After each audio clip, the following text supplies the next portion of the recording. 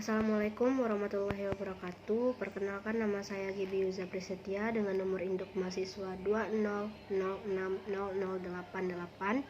Saya berasal dari Prodi Ilmu Ekonomi dengan Fakultas Ekonomi Universitas Negeri Padang.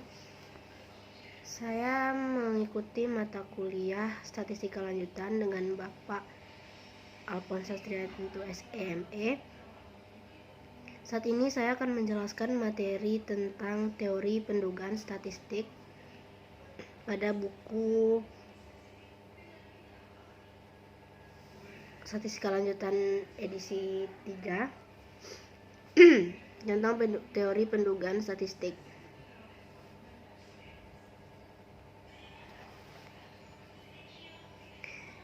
Yang pertama yaitu tentang teori pendugaan statistik ini memiliki contohnya seperti Bursa Efek Indonesia menerbitkan publikasi atau IDK Statistik 2013. Bursa Efek Indonesia menerbitkan publikasi IDK Statistik 2013 yang menyajikan kinerja perusahaan-perusahaan atau emiten yang terdaftar di BEI. Dalam publikasi tersebut, dari 488 emiten yang melaporkan kinerjanya, terdapat 82% emiten yang memperoleh keuntungan pada Januari-September 2013 dan 18% emiten mengalami kerugian. Secara keseluruhan atau komprehensif, total laba emiten sebesar 1,8 triliun rupiah. Rata-rata keuntungan sebesar 373 miliar pada Bursa Efek Indonesia 2013. Laba komprehensif tersebut mayoritas atau 34% berasal dari sektor keuangan terutama perbankan. Kontributor terbesar kedua adalah infrastruktur dan manufaktur masing-masing 13%, kemudian properti, perdagangan, dan aneka industri masing-masing 10%, dengan asumsi bahwa pada kuartal keempat 2013 kinerja keuangan emiten mengalami tren yang sama dibandingkan pada kuartal keempat 2013. Kinerja keuangan emiten mengalami ini pada laba ketiga konversif dari emiten BEI sepanjang tahun 2013 mencapai sekitar 242 triliun. Baik, selanjutnya pada contoh Bursa Efek Indonesia tadi, contoh itu terkait dengan pendugaan pada kasus pertama yaitu populasinya masyarakat, sedangkan sampelnya diwakili oleh beberapa orang. Pertanyaan terkait dengan hasil survei kemudian dibentukkan secara umum adalah bagaimana cara menduga hasil dari sampel untuk populasi dan bagaimana bagaimana interval keyakinan dari hasil tersebut. Cara pendugaan dan interval keyakinan dari hasil dugaan adalah sangat penting untuk melihat apakah sampel tersebut mewakili masyarakat atau populasi yang diwakilinya. Pada hal ini, materi ini saya akan menjelaskan tentang cara pendugaan, baik berupa pendugaan titik maupun pendugaan interval, serta interval keyakinan untuk rata-rata proporsi dan selisih rata-rata proporsi. Selanjutnya tentang pendugaan titik parameter populasi. Pada buku ini juga dijelaskan pendugaan adalah seluruh proses dengan menggunakan statistik sampel untuk menduga parameter yang tidak diketahui. Suatu pendugaan titik atau point estimator adalah pendugaan yang terdiri di atas satu nilai saja yang digunakan untuk menduga parameter. Sebagai contoh, persentase yang menyatakan bahwa 62% masyarakat tidak tertarik untuk membeli mobil murah sama dengan 0,2 sebagai penduga dari P. Nilai tukar rupiah pada triwulan 2014 rata-rata berada pada level 11.779 rupiah sebagai penduga dari simbol X. Ingat bahwa P dan X adalah penduga. P dan titik merupakan parameter populasi. Pendugaan titik adalah suatu nilai atau suatu titik yang digunakan untuk menduga suatu parameter populasi. Penduga tunggal baik nilai tengah maupun standar deviasi atau SD merupakan fungsi dari nilai observasi atau data yang berasal dari sampel dengan elemen unsur atau anggota penduga tunggal sebagai fungsi unsur populasi.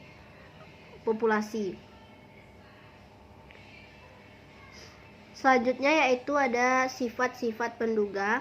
Penduga yang baik adalah penduga yang mendekati nilai parameter sebenarnya. Apa saja ciri-ciri penduga yang baik? Yaitu adalah tidak bias, efisien, dan konsisten. Tidak bias ini seperti jika di dalam sampel random yang berasal dari populasi, rata-rata atau nilai harapan atau expected value dari statistik sampel sama dengan parameter populasi, atau dapat dilambangkan dengan E.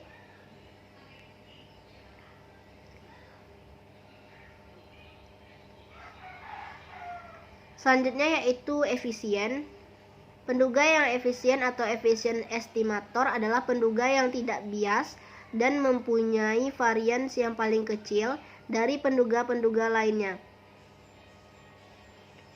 Selanjutnya yaitu konsisten. Penduga yang konsisten adalah nilai dugaan yang semakin mendekati nilai yang sebenarnya dengan semakin bertambahnya jumlah sampel.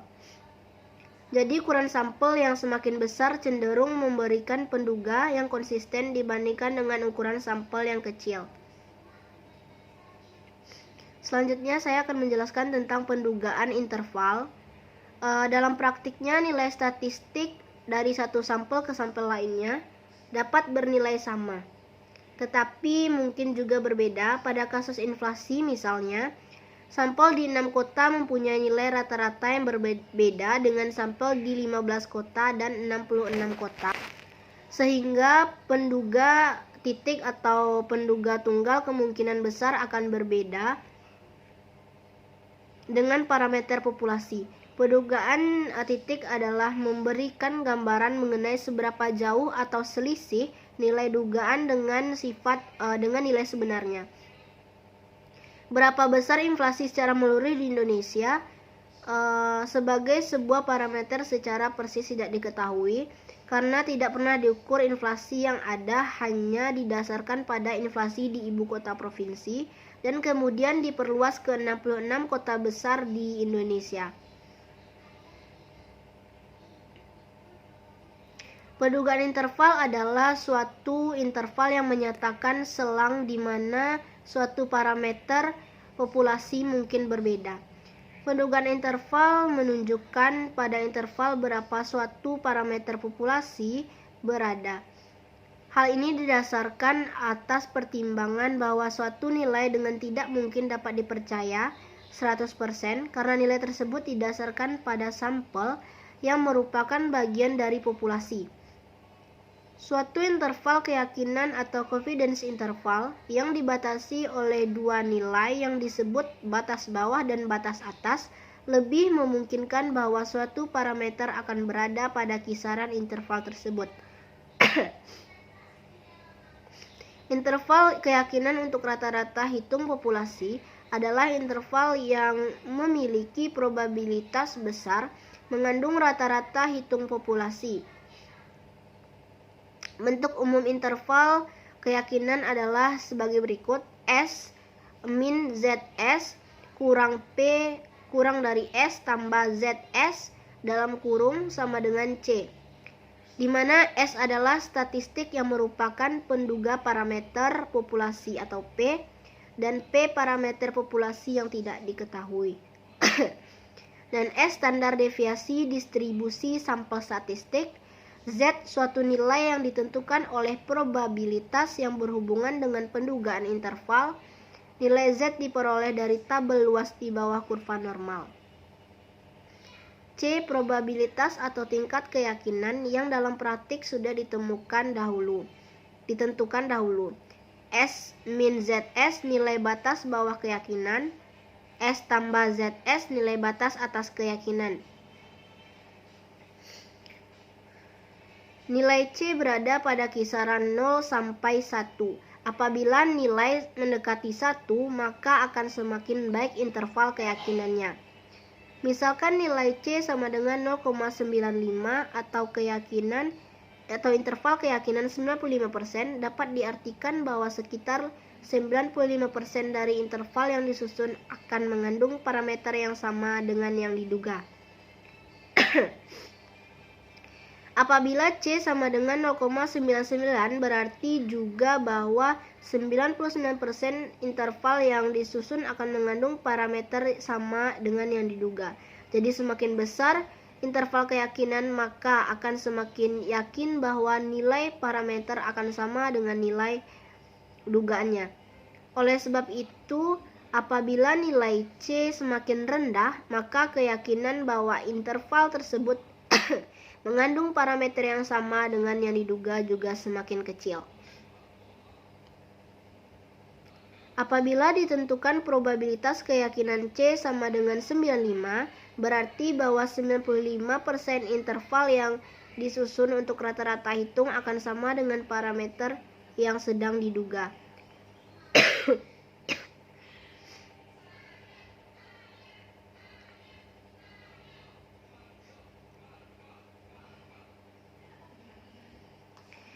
Pada materi-materi yang saya jelaskan tadi, tentunya kita sudah tahu kalau teori pendugaan dibagi dua, yaitu pendugaan titik yang menggunakan nilai tunggal untuk menduga nilai populasi, dan pendugaan interval, yaitu suatu interval di mana nilai parameter populasi diharapkan berada. Dan penduga yang baik mempunyai sifat tidak bias. Sesuai yang telah saya jelaskan, tidak bias yaitu nilai statistik sama dengan nilai parameter, efisien, mempunyai standar deviasi yang kecil, konsisten yaitu semakin banyak sampel semakin mendekati nilai populasi. Faktor-faktor yang penting dalam menyusun interval yaitu keyakinan rata-rata hitung adalah jumlah pengamatan dalam sampel atau N, besarnya standar deviasi, tingkat keyakinan di mana A sama dengan 1 kurang C, dan rumus interval. Faktor-faktor yang penting dalam menyusun interval proporsi adalah jumlah pengamatan dalam sampel, nilai proporsi, dan tingkat keyakinan.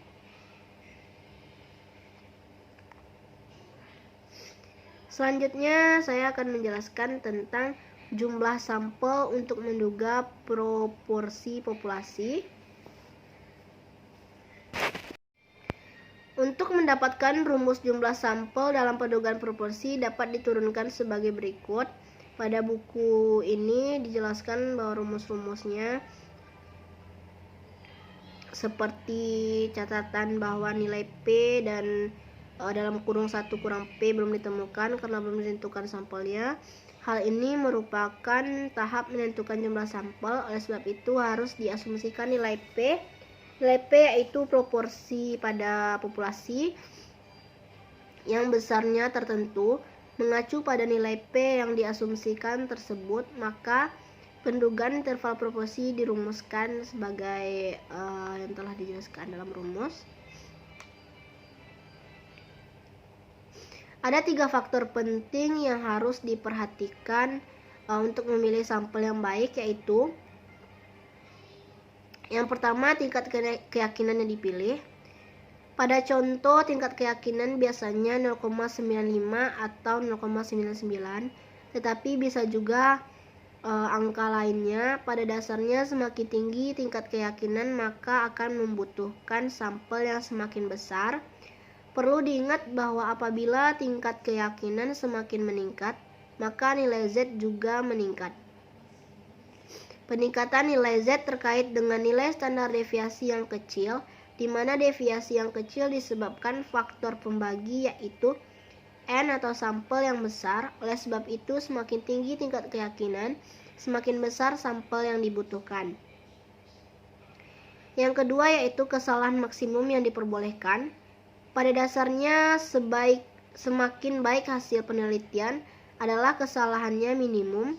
Oleh sebab itu, perlu ditentukan terlebih dahulu kesalahan maksimum yang akan dapat ditoleransi pada derajat keyakinan yang ditentukan.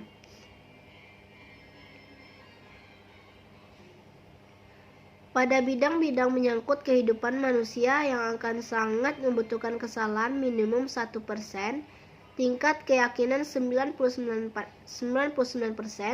Di bidang teknis mungkin kesalahan dapat ditoleransi sampai 5%. Tingkat keyakinannya 95%. Sedang ilmu sosial biasanya mempunyai toleransi kesalahan yang relatif besar sampai 20%, tingkat keyakinan 80%.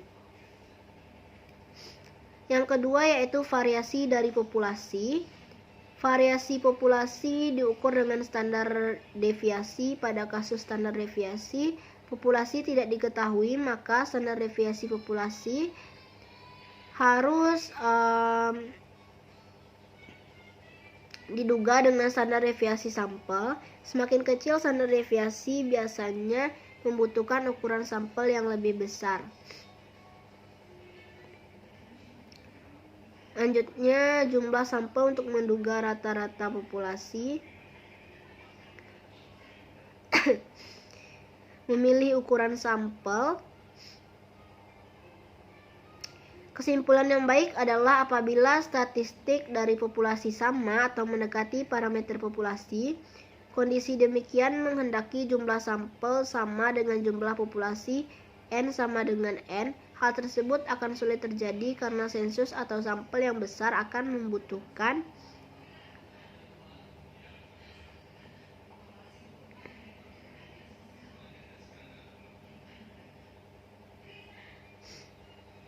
selanjutnya yaitu interval keyakinan untuk selisih proporsi. Interval keyakinan selisih rata-rata dan proporsi. Pada bab ini akan kita bahas juga tentang interval keyakinan selisih rata-rata dan proporsi. Maksud dan tujuan dari selisih dua populasi adalah untuk melihat apakah dua populasi mempunyai parameter atau statistik yang sama.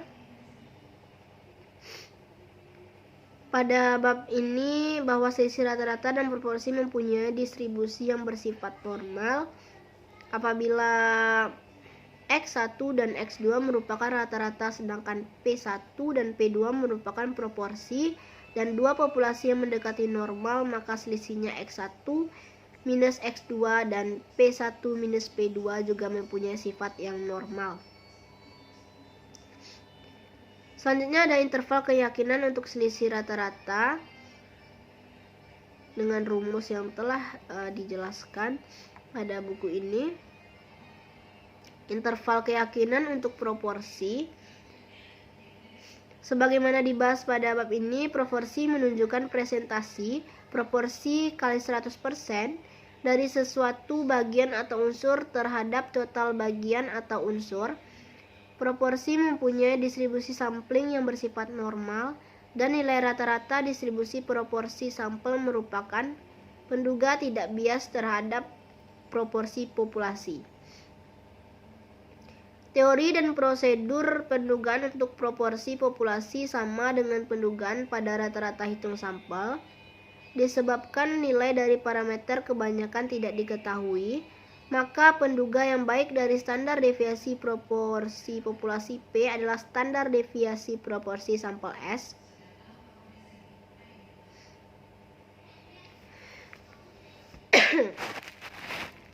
Selanjutnya, distribusi sampling mendekati normal dan standar deviasi populasi tidak diketahui. Kasus distribusi sampling mendekati normal dan standar deviasi populasi tidak diketahui merupakan panduan dari bagian A dan B di atas. Apabila nilai standar deviasi dan populasi tidak diketahui, maka kita tidak yakin apakah distribusi populasi bersifat normal atau tidak. Berdasarkan pada dalil batas tengah dan pola distribusi Staden, maka diketahui bahwa semakin banyak sampel atau mendekati 30, maka distribusi akan mendekati normal. Oleh sebab itu, walaupun standar deviasi tidak diketahui, apabila jumlah sampel di atas 30, maka dapat digunakan pendugaan bahwa distribusi data normal.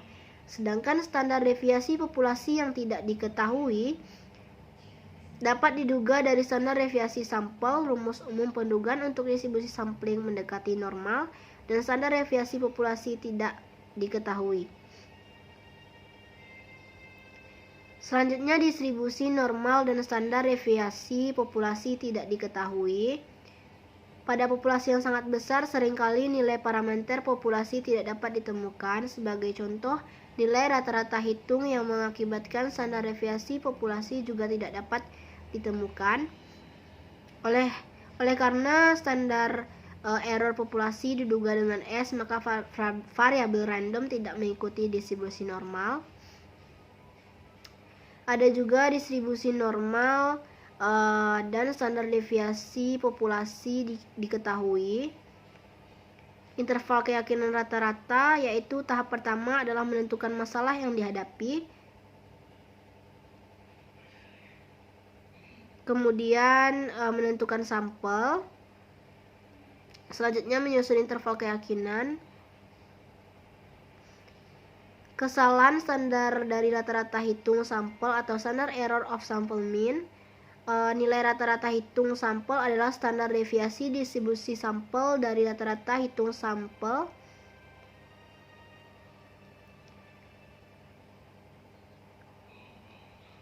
Baiklah, hanya itu yang dapat saya jelaskan dari buku ini pada judul Teori Pendugaan Statistik.